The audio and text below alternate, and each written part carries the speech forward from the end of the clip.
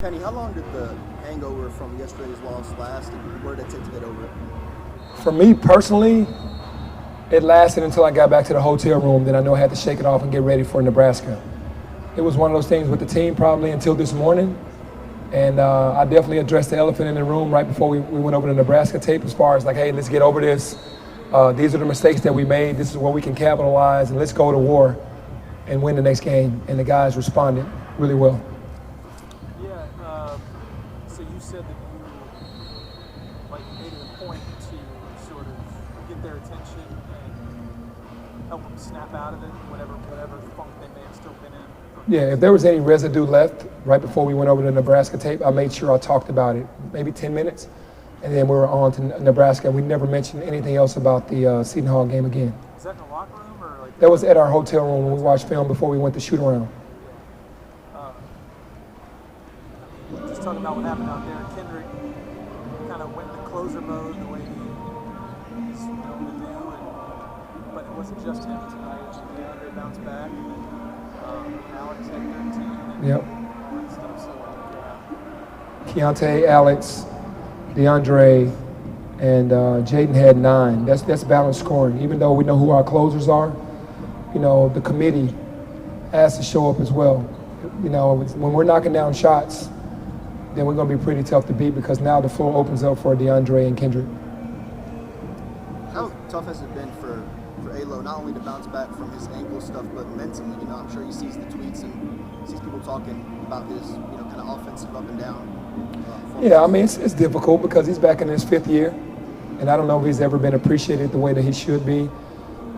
Defensively, man, when you look at the plus and minuses, he pretty much has the highest plus and minuses out the pluses every night that we play. And offensively, he struggled, and he understands that. But he's a winner. And, he stepped up today in a game that was back-to-back, played 33 minutes on that hurt ankle and was a warrior and defended like crazy.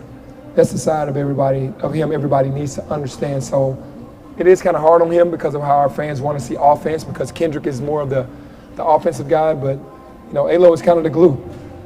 Was this the best three-point shooting that y'all? Yes. This was the best three-point shooting that we've had all year. Was there something that you guys saw from Nebraska, or something that they saw from Nebraska that helped exploit that, or was it just? It was a connection of setting the screens properly, Kendrick getting into the paint, he and Alo, and then spraying it out and passing it to shooters, and shooters knocking down shots. And that's what it was today. The guys that set the screens popped the guards open, the guards made the right decisions, and the wings made shots today.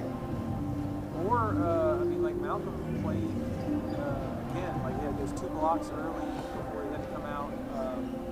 It seems like he's stacking these types of performances where he's impacting the game in a positive way, as opposed to sort of disappearing or going up and down. Yeah, he's having these Willis Reed type moments. All respect due to Willis Reed, meaning he's injured and he's fighting through. You can see he's kind of howling out there and still trying to play.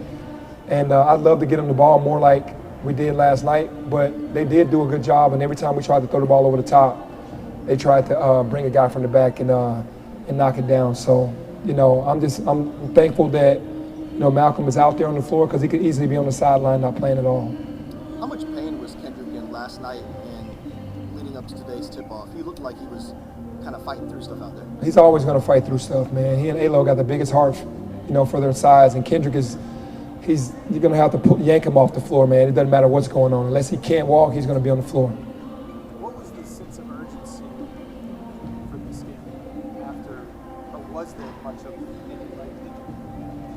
Did you feel like this was almost like not a must-win, but like a must-not-lose type of game? It was definitely in our minds that we did not want to leave here with 2 losses.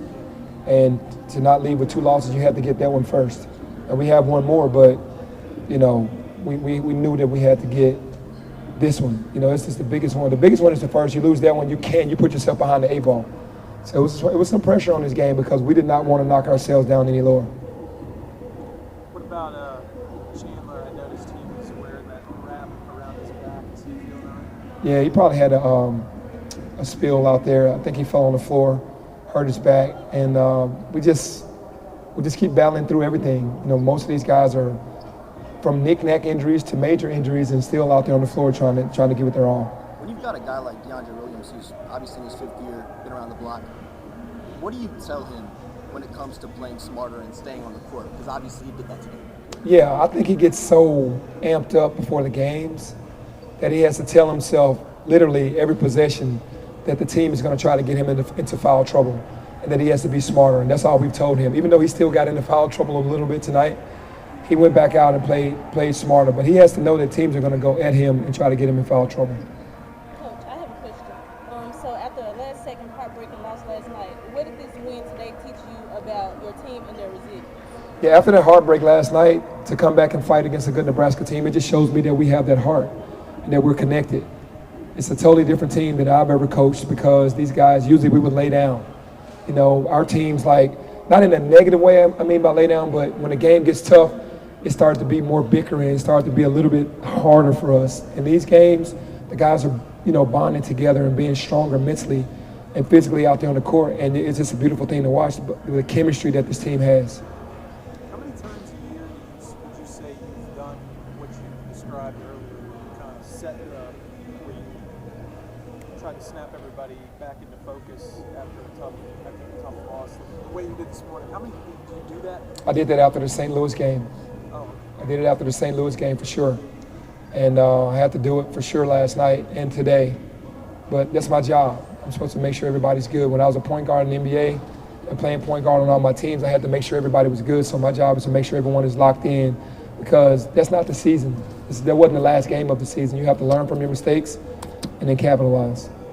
I know it's still early, but what do you feel like it's going to take for this team that showed up and the team that showed up against VCU to kind of show up every game instead of you having to snap things back in place? It's just the leadership. I think they're starting to get it. We're playing a very tough schedule. You think about it. You got Vandy at Vandy. You got SLU at SLU. Come back home against VCU. First game is against a tough Seton Hall team. Second game, Nebraska. Next game, Stanford. That's a pretty good schedule, man, to figure out who you are. What do you do with the off day, Mom? Just going to relax, man. Let these guys get treatment if they want to get with their families.